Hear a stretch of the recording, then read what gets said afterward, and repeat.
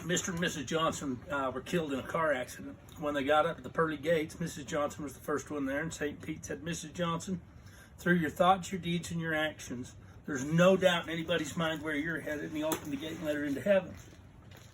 As Mr. Johnson stepped up, St. Pete said, Mr. Johnson, we all know what you've done through your thoughts, your deeds, and your actions. We know where you're headed, and sends him to hell. Well, about a week later, Mrs. Johnson shows up at the pearly gates and says, Pete, I can't take it. I can't live without my husband. I miss him.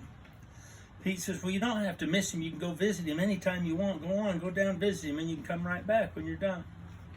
So Mrs. Johnson heads to hell. Pretty soon she comes stomping back up the stairway to heaven, and she's clearly upset.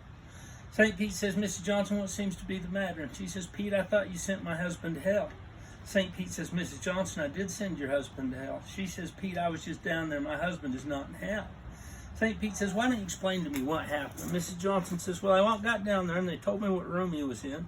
I walked into the room and there he sits in an easy chair with a keg of beer on one side and a beautiful blonde on the other. That's not what my husband would consider hell, Pete. That's what my husband would consider heaven.